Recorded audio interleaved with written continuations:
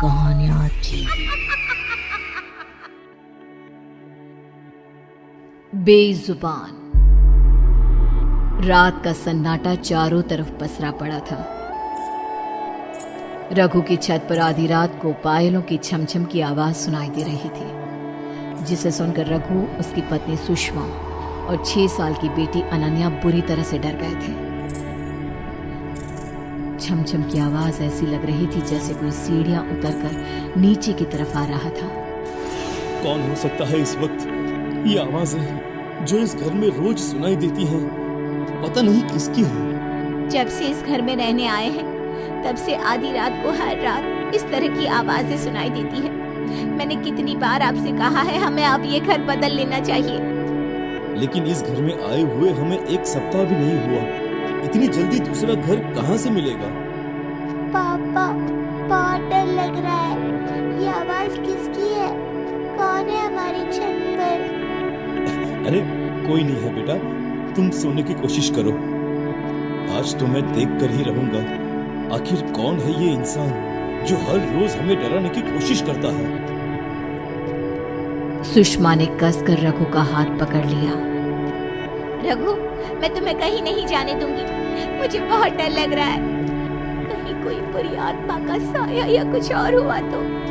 मैंने कहा ना, कुछ नहीं होगा। और आज इस राज से पर्दाफाश करना बहुत जरूरी है।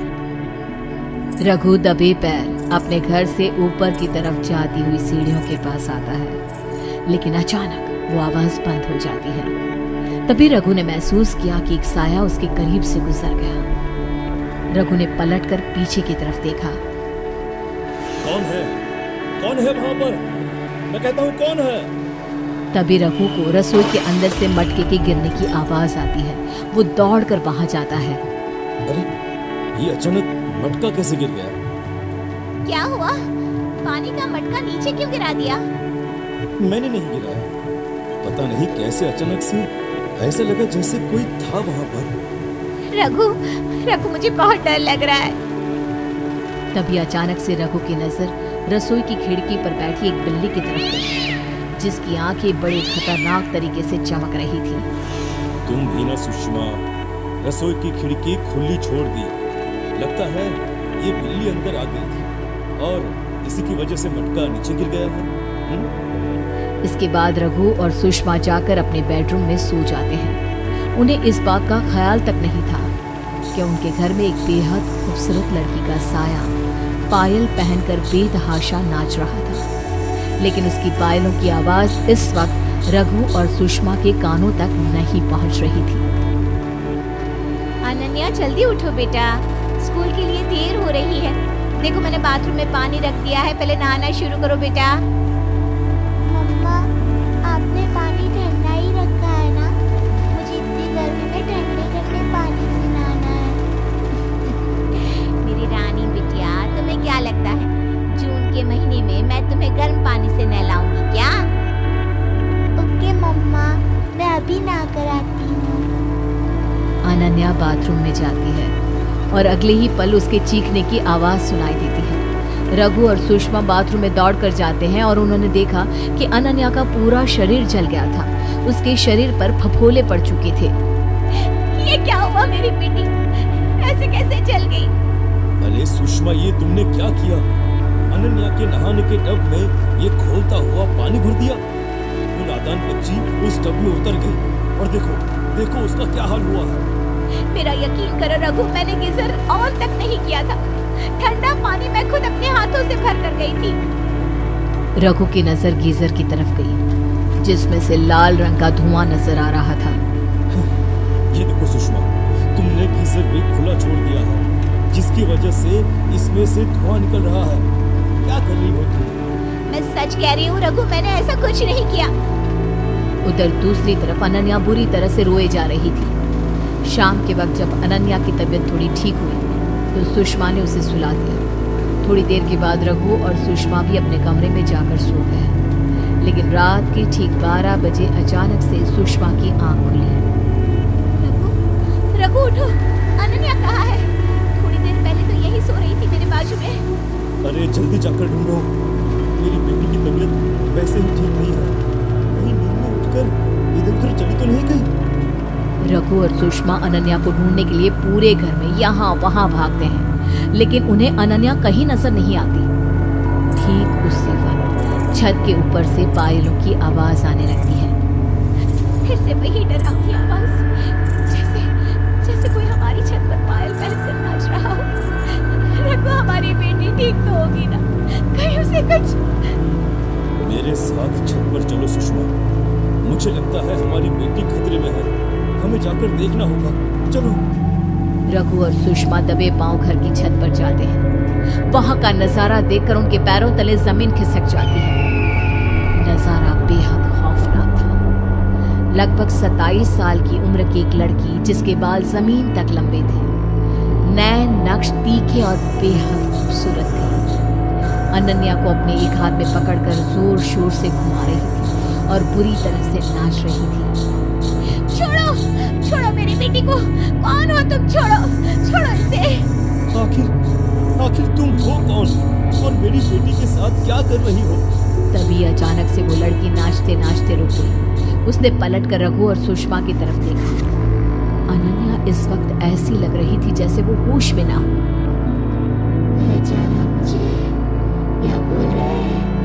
क्या मतलब? मैं तुम्हें नहीं जानता। वो लड़की बहुत ही खौफनाक तरीके से जोर जोर से हंसती है और फिर अनन्या को छत के किनारे से लटकाकर नीचे फेंकने की कोशिश करती है। नहीं, प्लीज ऐसा मत करो। मेरी बच्ची को छोड़ दो। देखो तुम जो चाहती हो हम वो करेंगे। प्लीज हमारी बच्ची को छोड़ दो। अगर अपनी बच्ची को जिंदा देखना चाहती हो तो पूछो अपने पति से, उसने अपनी जिंदगी में क्या गुनाह किया है। आप कुछ बोलते क्यों नहीं? बताइए ना, कौन सी गलती की सजा मिल रही है मेरी बेटी को? प्लीज रघु, कुछ बोलो, वरना ये हमारी बच्ची को मार डालेगी। रघु सर से पैर तक पसीने में तरबतर हो चुका था। उसके हाथ पैर डर से बुरी तरह से कांप रहे थे और गले से आवाज भी ठीक से नहीं निकल रही थी। ये लड़की यहाँ नहीं हो सकती, ये पॉसिबल नहीं है। अरे ये तो। हाँ बोलो ना, बताओ अपनी बीवी को कि मैं तो आज से 8 साल पहले ही मर चुकी हूँ। यही कहना चाहते हो ना तुम? क्या मतलब? तुम मर चुकी हो, लेकिन तुम तो हमारी आंखों के सामने खड़ी हो। सच्चाई सुनना चाहती हो तुम? सुनो, तुम्हारे पति ने कॉलेज के टाइम पर मेरे साथ इतने लगे हैं, मेरा इतना अपमान किया, इतना मजाक उड़ाया, अपने दोस्तों के साथ मिलकर मेरे साथ वो किया, जिसकी वजह से मुझे अपनी जान देनी पड़ी। रघु, क्या ये जो कह रही है वो सच है? और अगर ये मर गई है तो इस तरह हमारी आंखों के सामने नजर क्यों आ रही है? मुझसे गलती हो गई, बहुत बड़ी गलती हो गई मुझसे। मुझे तुम्हारे साथ वो सब नहीं करना चाहिए था। अब प्लीज प्लीज मेरी बच्ची को छोड़ दो उसे। जानते हो रघु, इंसान के पाप लौट कर उसके सामने जरूर आते हैं। जिस घर में तुम रहने के लिए आए हो ना, दरअसल वो मेरा ही घर है। मेरी मौत के बाद सदमे की वजह से मेरे माँ बाप भी मर गए, लेकिन मेरी आत्मा हमेशा से इस घर में ही रहा करती थी, क्योंकि मैं मरना नहीं चाहती थी। लेकिन तुम्हारी वजह से मुझे मरना पड़ा। देखते ही देखते उस लड़की का खूबसूरत शरीर सड़ने लगा। उसके पूरे शरीर में बड़े बड़े कीड़े बिलबिलाने लगे। ये देखकर सुषमा और रघु की डर के मारे हालत खराब हो गई। देखो मैं मानता हूँ मुझसे बहुत बड़ी गलती हुई है। मैं तुम्हारा घर भी छोड़कर चला जाऊंगा, लेकिन प्लीज मेरी बच्ची को छोड़ दो। लेकिन उस लड़की ने देखते ही देखते अनन्या को छत से नीचे फेंक दिया और गायब हो गई। रघु और सुषमा अपनी बच्ची को बचाने के लिए दौड़कर नीचे पहुंचे, लेकिन वहां पर कोई भी नहीं था। तुम्हारी की हुई गलती की वजह से आज मैंने अपनी बेटी को खो दिया। रघु, क्यों किया तुमने ऐसा? क्यों बेगुनाह लड़की की जान ली थी तुमने? मुझे माफ कर दो सुषमा, मुझसे बहुत बड़ी गलती हो गई है। मैं जानता हूँ मुझे वो सब नहीं करना चाहिए था। उसके बाद रघु सुषमा को घर के अंदर ले जाता है लेकिन ये देखकर उन दोनों के होश उड़ जाते हैं कि अनन्या तो अपनी जगह पर सोई हुई थी। इसका मतलब उसने हमारी बच्ची को छोड़ दिया। हमारी बच्ची ठीक है। सुषमा प्यार से अपनी बेटी के सर पर हाथ फैलाने लगती है, लेकिन अनन्या की आंखें अजीब तरीके से चमक रही थी और वो खौफनाक तरीके से एकटक खिड़की की तरफ देख रही थी, जहां पर उस लड़की का साया खड़ा मुस्कुरा रहा था, जिसे देख अनन्या भी अजीब खौफनाक तरीके से मुस्कुराने लगी।